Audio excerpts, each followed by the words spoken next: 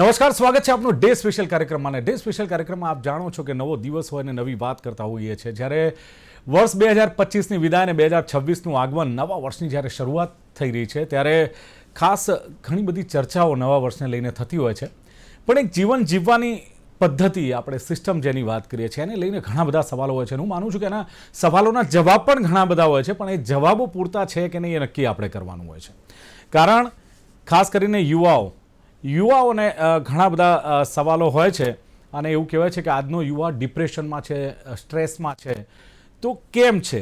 અને બીજું કે વર્તમાનમાં જીવવું અને કર્મ પર ધ્યાન આપો, આ વાત આપણને ધર્મ પાસેથી શીખવા મળે. શું આ પૂરતું છે યુવાઓ માટે?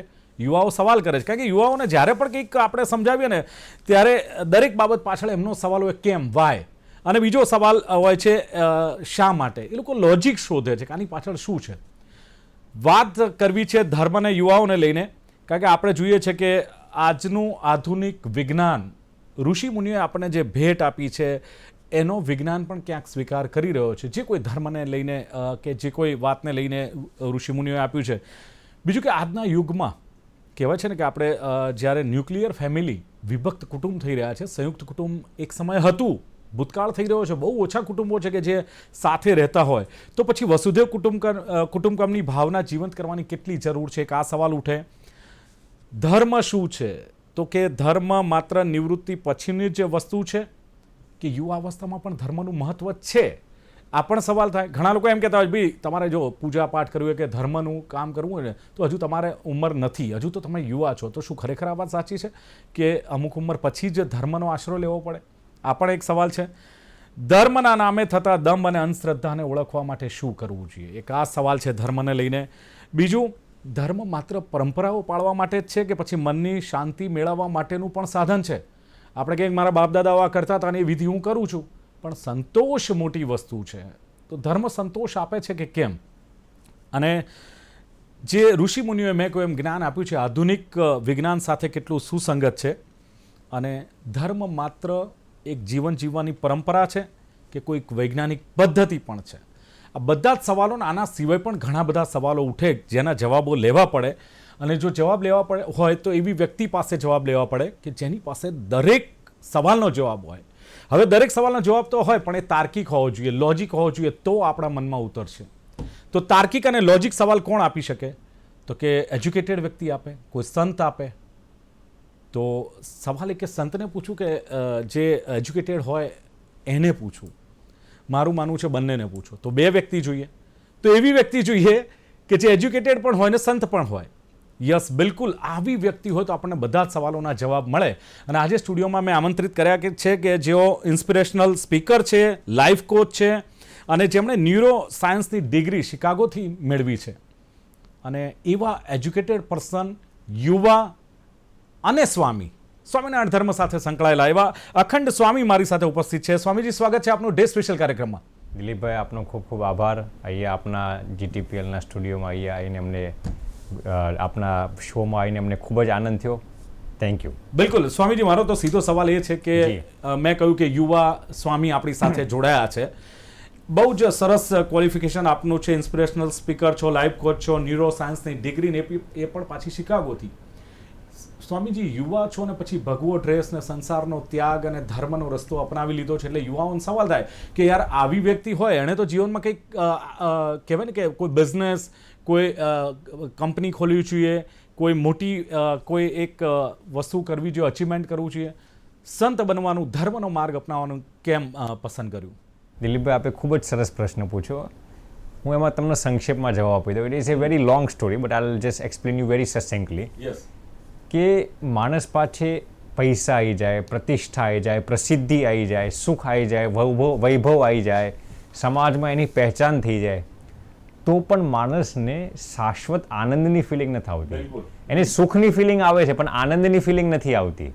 ઇંગ્લિશમાં એના માટે એક શબ્દ છે, પ્લેઝર વર્સિસ હેપીનેસ, જેને આપણે સંસ્કૃત ભાષામાં કહીએ સુખ વર્સિસ આનંદ. ભૌતિક સમૃદ્ધિઓ તમને સુખ આપી શકે પણ આનંદની અનુભૂતિ ના કરી શકે. ભૌતિક પ્લેઝર્સ, મટીરિયલિસ્ટ પ્લેઝર્સ તમને પ્લેઝર્સ આપી શકે પણ હેપીનેસ ના આપી શકે. તો ભગવાનની કૃપાથી ધીરે ધીરે અમને એ ફિલિંગ આવી કે સમૃદ્ધિ હોવા છતાં, પૈસા હોવા છતાં, ફેમ હોવા છતાં આનંદની અનુભૂતિની ફિલિંગ નથી આવતી. અને એ આનંદની અનુભૂતિ બે જ વસ્તુથી આવે દિલીપભાઈ. યા તો પરમાત્માની શરણાગતિ, અને બીજું તમે નિસ્વાર્થ ભાવે જ્યારે બીજાની સેવા કરો ત્યારે. એટલે ભગવાનની કૃપાથી ધીરે ધીરે એવી પ્રેરણા થઈ કે જ્યારે આપણે બીજા માટે નિસ્વાર્થ ભાવે સેવા કરીએ ત્યારે જે આનંદની અનુભૂતિ આવે એ પોતા માટે જીવવાથી નથી આવતી. એટલે પછી ભગવાનની કૃપાથી એમર્સનનો એક સરસ કોટ છે, you should plant a tree under whose shade you are not going to sit. તમારે એવા વૃક્ષના બીજ બોવવા જોઈએ કે જે વૃક્ષ નીચે તમે નથી બેસવાના. તો મને એના માટે સંન્યાસ આશ્રમ શ્રેષ્ઠ લાગ્યો, એટલા માટે આ આશ્રમને અમે અંગીકાર કર્યો. ચલો, દેટ મીન્સ કે સફળતા અને સંતોષ બંને આપે મેળવી લીધા છે એવું કહી શકાય. સ્વામીજી, આપે કહ્યું કે પૈસા મળે, સમૃદ્ધિ મળે, સુખ મળે, પ્રતિષ્ઠા મળે, વૈભવ મળે, આનંદ નથી મળતો. હવે મારે તો એ જાણવું છે કે સફળતા મળે છે અને આનંદ નથી મળતો, સંતોષ નથી મળતો, તો પછી એ વૈભવ, સુખ, સફળતા કે જે કંઈ સક્સેસ આપણે કહીએ ને એની જોડે સેટિસ્ફેક્શન પણ જોઈએ છે. રાઈટ. તો પછી ધર્મ કેવી રીતે શીખવાડશે અને બેલેન્સ કરવા માટે ધર્મ કેવી રીતે ઉપયોગી થાય, જે રસ્તો આપે અપનાવ્યો છે? રાઈટ. જો હું તમને કહું પહેલાં તો દિલીપભાઈ, ધર્મ ખાલી મંદિર સાથે લેવા દેવા નથી. ધર્મ ખાલી પૂજા પાઠ સાથે લેવા દેવા નથી. ધર્મ ખાલી તમે રોજ કેટલી માળા કરો છો એની સાથે પણ લેવા દેવા નથી. અધ્યાત્મ વસ્તુ જે છે ને Dilipbhai, it all comes from internal. સંસ્કૃતમાં કહેવાય છે કે અધિ આત્મની એથી અધ્યાત્મ, યાની કે આધ્યાત્મિક વસ્તુ આખી અંદરથી આવે છે. તમે બીજાની નિસ્વાર્થ ભાવે સેવા કરતા હોય, તમે કોઈને છેતરતા ના હોય, કોઈની સાથે ચીટિંગ ના કરતા હોય, કોઈની સાથે બેઈમાની ના કરતા, કોઈને ધોખો ના દેતા હોય, કોઈનો વિશ્વાસઘાત ના કરતા હોય, જરૂરતમંદ વ્યક્તિની સેવા કરતા હોય, તો આ મોટામાં મોટી સ્પિરિચ્યુઅલિટી છે, આ મોટામાં મોટો ધર્મ છે. હવે માની લો કે હું રોજ મંદિરે જાઉં છું, હું રોજ મસ્જિદે જાઉં છું, ચર્ચે જાઉં છું, પણ બીજાને છેતરવામાં પણ જરા વિચાર નથી કરતો. હું રોજ પૂજા પાઠ 3-3 કલાક છું, હું રોજ મંદિરે, મસ્જિદે, ચર્ચમાં રોજ જાઉં 3-3 કલાક, પણ બીજાને છેતરી નાખતો હોય, બીજાનો વિશ્વાસઘાત કરતો હોય, તો આ ધર્મ શું આ શીખવાડે છે? એટલે ધર્મનો પહેલો જ બેઝ ફંડામેન્ટલ એ છે કે તમે બીજાને સુખ થાય એવું વર્તન કરો, એનું નામ જ ધર્મ છે. અચ્છા, ધર્મમાં માનવું કે કર્મમાં માનવું, આજનો યુવા આમાં પણ અટવાયેલો છે. સ્વામીજી જુઓ, મોટે ભાગે આજની યુવા પેઢી એમ કે છે કે અમે આધ્યાત્મિક છીએ. રાઈટ. બરાબર. હવે માની લો કે યુવા પેઢીને એમ કહો તમારો મોબાઈલ મૂકીને તમે આ ધાર્મિક સ્થાન પર જાઓ અથવા મંદિરે દર્શન કરવા જાઓ તો કેટલા જશે, કેટલા લોકો તૈયાર થશે? એક વસ્તુ એ છે. એટલે મારું માનવું એ છે કે આજનો જે યુવા છે એ ધર્મમાં માને કે કર્મમાં માને, શેમાં માનવું જોઈએ એને લઈને અવઢવમાં છે. જો હું તમને માનું, you cannot separate these two things. હું તમને કહું દિલીપભાઈ, તમે જો જેન્યુઅલી ધર્મનું અનુસરણ કરતા હોય તો તમારી અંદર સત્કર્મ આવી જ જાય છે. અને તમે જો જેન્યુઅલી સત્કર્મ કરતા હોય તો એ જ મોટામાં મોટો ધર્મ છે. એટલે ધર્મ અને સત્કર્મને તમે you cannot differentiate these two things. તમે જો જેન્યુઅલી જો ધર્મનું પાલન કરતા હોય, હું શબ્દ વાપરું છું વાસ્તવિક રીતે જેન્યુઅલી, તો તમે સત્કર્મ કરો છો, તમે સત્કર્મ કરો છો, તમે ધાર્મિક છો જ. You cannot differentiate these two things. એટલે જ મેં તમને પહેલાં કીધું. પણ સ્વામીજી, આજનો યુવાન છે ને, દરેક બાબત પાછળ મેં કહ્યું ને એમ કે ઘણા બધા સવાલો એને થતા હોય છે. રાઈટ. હવે આજનો યુવા છે વિજ્ઞાન ને ધર્મ વચ્ચે અટવાયેલો છે. રાઈટ. એને સાચો માર્ગ બતાવો છે. એનું કેવું છે કે વિજ્ઞાન સાચો છે, ક્યાંક આપણે કહીએ છીએ કે ધર્મ સાચો છે. રાઈટ. તો કેવી રીતે એમને સમજાવીશું આપણે કે ધર્મ સાચો કે વિજ્ઞાન સાચો? જો આમાં પણ હું એ જ કહીશ દિલીપભાઈ, અમારા ઘણા લેક્ચર્સ યુએસમાં આ બાબતે હોય છે. હું તમને કહું, see dharma, spirituality and science, both of them are intertwined. બંને સાથે જ જાય છે. અચ્છા. કોઈ પણ માણસ જો જેન્યુઅનલી સાયન્ટિફિક હોય, જેન્યુઅનલી વિજ્ઞાનને માનતો હોય, જેન્યુઅનલી સાયન્સને, મેડિકલ સાયન્સને માનતો હોય, તો એ આધ્યાત્મિક હોય જ. અને કોઈ પણ માણસ જેન્યુઅનલી અધ્યાત્મને માનતો હોય, ભગવાનને માનતો હોય, સ્પિરિચ્યુઅલિટીને માનતો હોય, તો એ સાયન્ટિફિક પણ હોય જ. સાયન્સ અને ધર્મ કોઈ દિવસ અલગ નથી પડતા. કેમ? જે આપણા સનાતન ધર્મમાં જેટલી પણ વિધિ વિધાન છે, જેટલા પણ રિચ્યુઅલ્સ છે, જેટલી પણ માન્યતાઓ છે ને, એ સૌથી વધારે સાયન્ટિફિક છે. અને એ જ રીતે સાયન્સ પણ ઇવેન્ચ્યુઅલી તો શું કરે છે?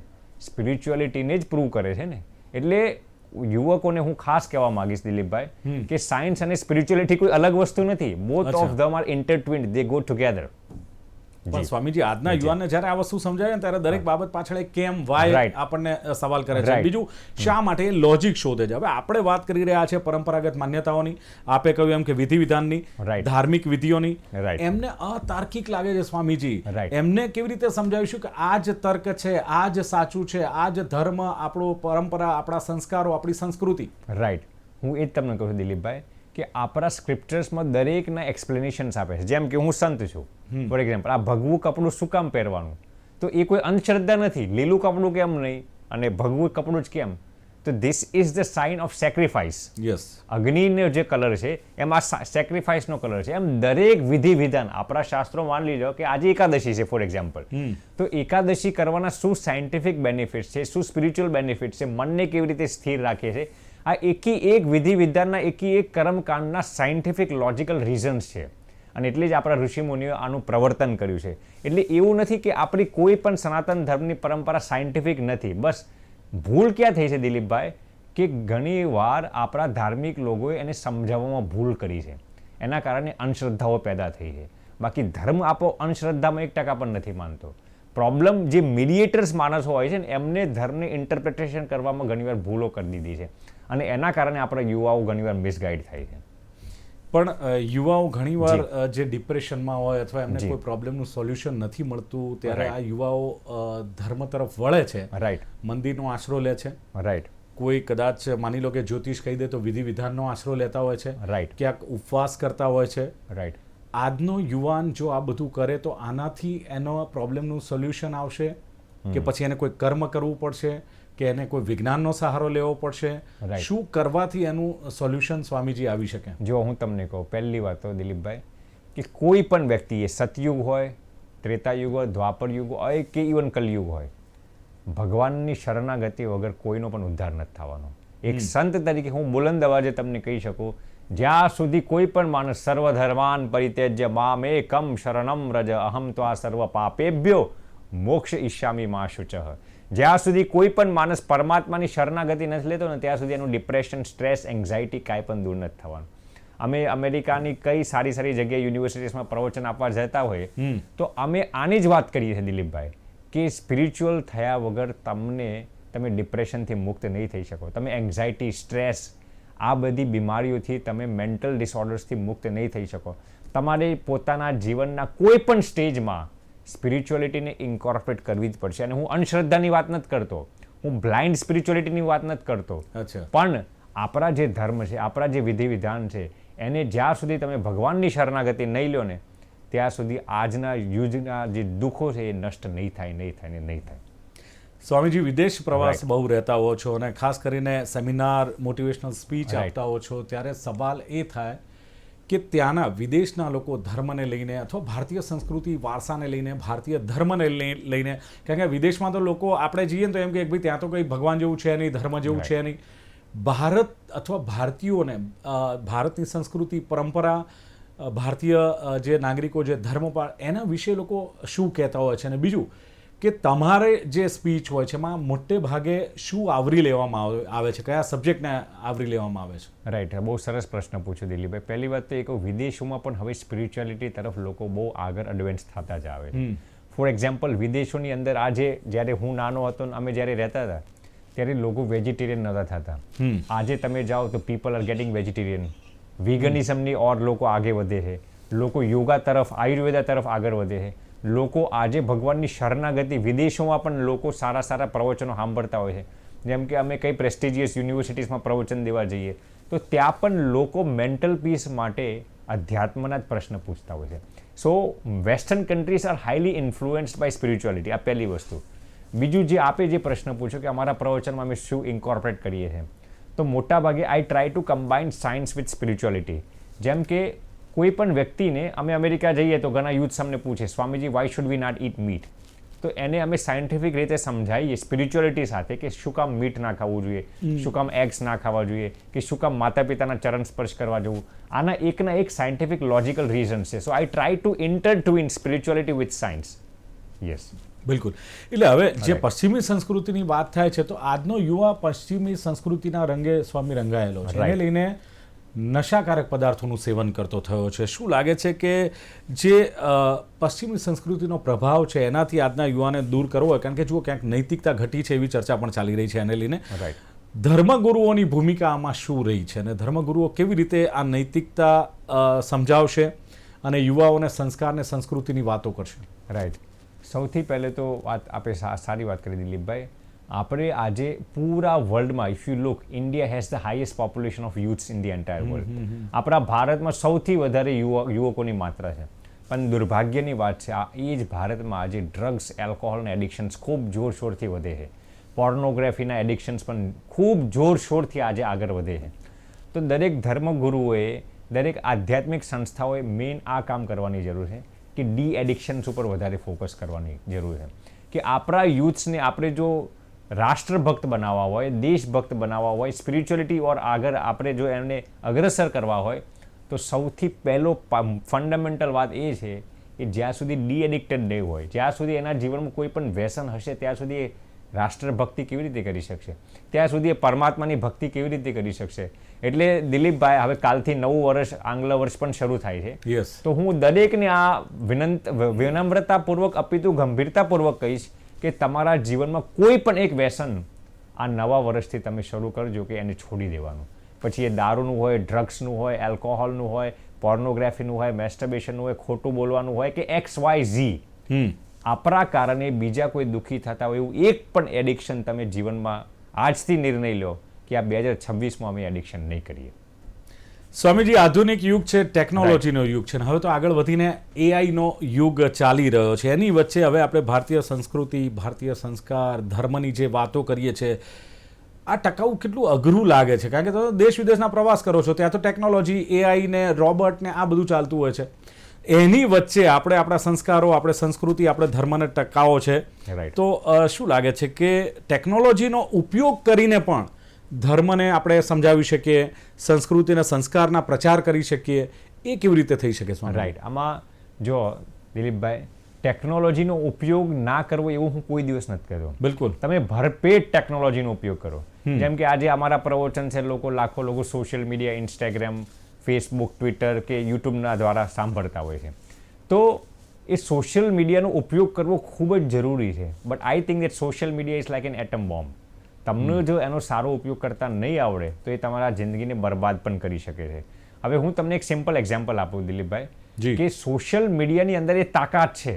જો તમે ચાહો ને તો તમને ભગવાનનો સાક્ષાત્કાર પણ કરી શકે. અને એ જ સોશિયલ મીડિયા તમને નરક સુધી પણ લઈ જઈ શકે. એટલે તમારી અંદર એ વિવેક હોવો જોઈએ. જેમ કે સ્ટીવ જોબ્સનું એક પ્રસિદ્ધ એક્ઝામ્પલ છે.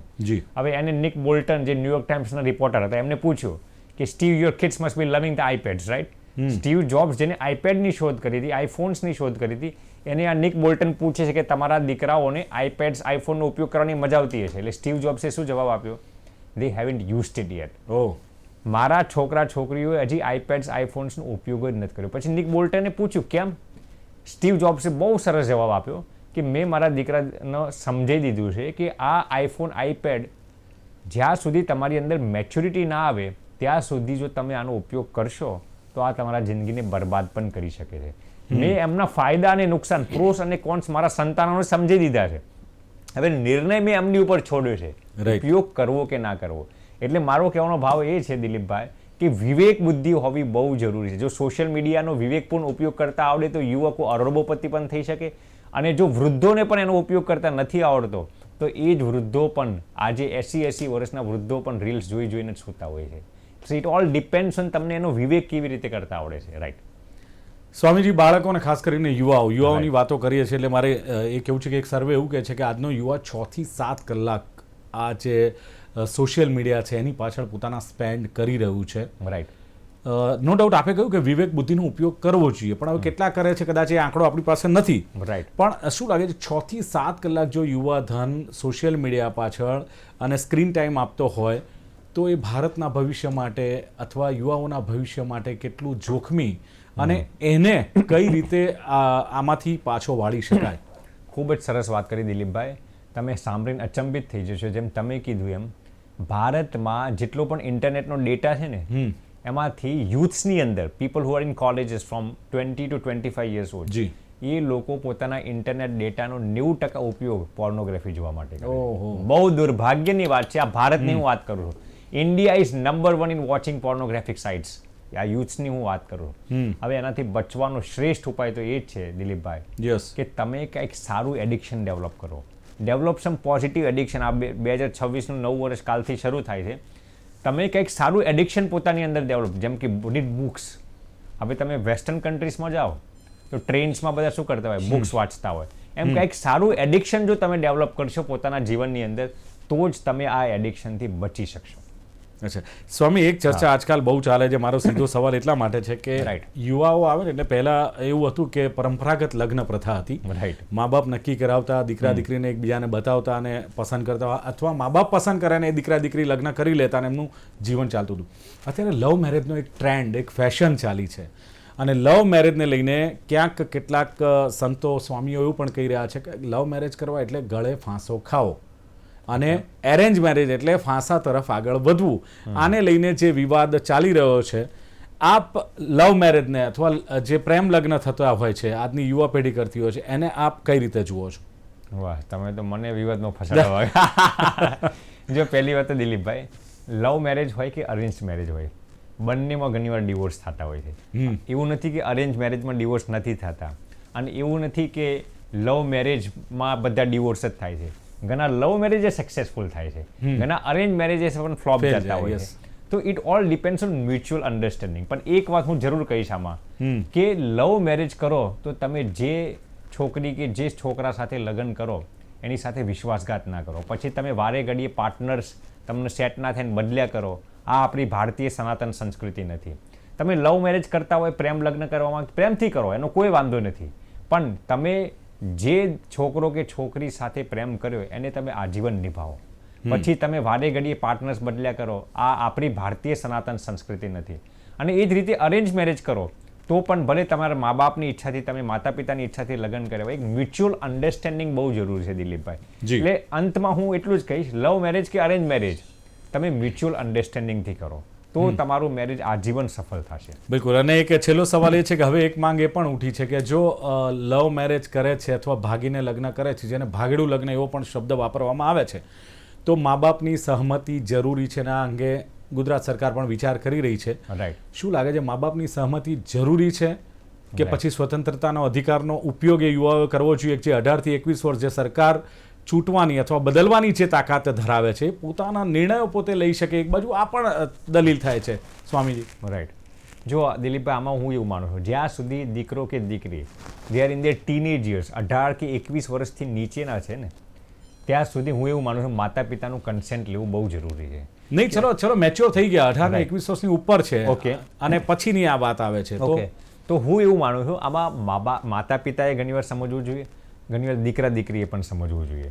માની લો કે છોકરા છોકરીને એક સાથે પ્રેમ થઈ ગયા છે, તો માતા પિતાએ એનું કારણ શોધવું જોઈએ કે આ બંને એકબીજા સાથે પ્રેમ કરે છે તો લાંબા સમય નભી શકે એમ છે. તો માતા પિતાએ જેન્યુઅનલી પોતાનું કન્સેન્ટ દેવું જોઈએ, પોતાની રાહ દેવી જોઈએ, પોતાની સલાહ દેવી જોઈએ, અને દીકરા દીકરીએ માતા પિતાની સલાહ પણ સાંભળવી જોઈએ. એટલે આમાં બંને છે, જનરેશન ગેપ. સ્વામી ઘણીવાર નથી સાંભળતા દીકરા કે દીકરી. એ દીકરી, મા બાપની એવી દલીલ છે કે જે દીકરીને નાનીથી મોટી કરી છે ને પછી જ્યારે ખરો વખત આવે ને ત્યારે મા બાપને એમ કે છે હું આ વ્યક્તિઓ નથી ઓળખતી, મારે જે અજાણી વ્યક્તિ જેના માટે કહેવાય કે એને થોડા સમય માટે એની સાથે જવું છે, ત્યારે એ પ્રોબ્લેમ. માતા પિતાની વાતને છોકરા છોકરી જરૂર સાંભળવી જોઈએ. કેમ જે એ પોતાના આજીવનનો અનુભવનો નિચોડના આધારે વાત કરતા હોય છે. અને જ્યારે મેં ઘણીવાર જોઈ છે માતા પિતાની વાતને ઇગ્નોર કરતા હોય છે ત્યારે છોકરા છોકરીઓ ઘણીવાર હેરાન પણ થતા હોય છે. એટલે માતા પિતાની વાતને જરૂર સાંભળીને એમની વાતનો આદર કરવો જોઈએ. હું ચોક્કસ એવું માનું છું દિલીપભાઈ.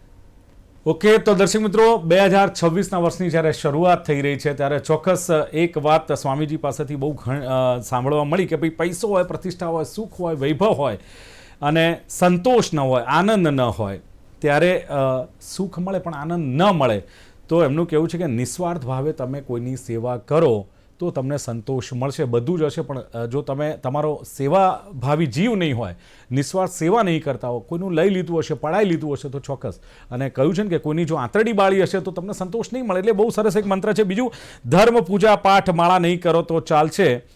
એનું કારણ છે કે અંદરથી આવે છે. આ દેખાડો નથી કરવાનો, સ્વામીજીનું કહેવું છે. આધ્યાત્મિકતા અંદરથી આવતી હોય છે. અને એમણે કહ્યું કે મેં ભગવો કેમ ધારણ કર્યો, ગ્રીન કેમ ધારણ નથી કર્યું, કે સફેદ કેમ ધારણ નથી કર્યું, એની પાછળનું કારણ એમણે બહુ સરસ આપ્યું કે આ એક સેક્રિફાઈસ એટલે કે એક ભોગ આપ્યો છે જીવનમાં, એનું એક ઉદાહરણ છે મોટામાં મોટું.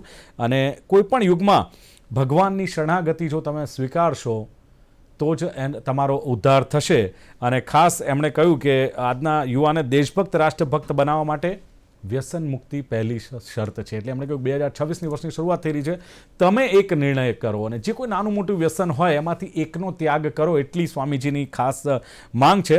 સોશિયલ મીડિયા, એમણે કહ્યું કે સોશિયલ મીડિયા ભગવાનનો સાક્ષાત્કાર કરાવે છે, સ્વર્ગ જેવો અનુભવ કરાવે છે, તો નર્કમાં પણ લઈ જાય છે તમને. એટલે એનો ઉપયોગ વિવેકપૂર્ણ કરવાની એમણે ખાસ સલાહ આપી છે. અને એક ચોંકાવનારો આંકડો જે મેં યુવાધનને લઈને પૂછ્યું તો કે 90% ઇન્ટરનેટનો ઉપયોગ ભારતના યુવાઓ પોર્નોગ્રાફી જોવામાં કરે છે. બહુ જ એક ચોંકાવનારી વાત સ્વામીજીએ કહી છે. અને ખાસ તો લવ મેરેજને લઈને પણ વાત કરી ત્યારે કહ્યું કે લવ મેરેજ હોય કે અરેન્જ મેરેજ હોય, મ્યુચ્યુઅલ અન્ડરસ્ટેન્ડિંગ જરૂરી છે, મા બાપને માન આપવું પણ જરૂરી છે. અને બીજું કે જો તમે કોઈને પ્રેમ કરો છો ને એની સાથે લગ્ન કરો છો, જીવનસાથી બનાવો છો, દગો તો ન જ કરાય. આ બધી જ વાતો સ્વામીજી પાસેથી શીખી. સરસ એક ઇન્સ્પિરેશનલ સ્પીકર અને લાઈફ કોચ તરીકે અખંડ સ્વામીએ આપણને આ બધી વાત નવા વર્ષની શરૂઆતમાં કરી છે. અને ડે સ્પેશિયલ કાર્યક્રમમાં અખંડ સ્વામીજી ઉપસ્થિત રહેવા બદલ આપનો ખૂબ ખૂબ આભાર. Thank you very much. Dilipbhai, આપનો પણ ખૂબ ખૂબ આભાર. અમને પણ આપના પ્રશ્નો સાંભળીને ખૂબ જ આનંદ થયો. આપના લાખો દર્શકોને અમારા ભાવથી જય સ્વામિનારાયણ, જય શ્રી કૃષ્ણ, જય હિન્દ, જય સોને. તો દર્શક મિત્રો, ડે સ્પેશિયલ કાર્યક્રમમાં હતી આજની વાત ડિજિટલ યુગમાં અને યુવાઓમાં આધ્યાત્મિકતા, પડકારો અને સંભાવના. ફરી મળીશું એક નવા દિવસ સાથે, નવા વિચારો સાથે, નવી વાતો સાથે. જોતા રહો ગુજરાત ન્યૂઝ. નમસ્કાર.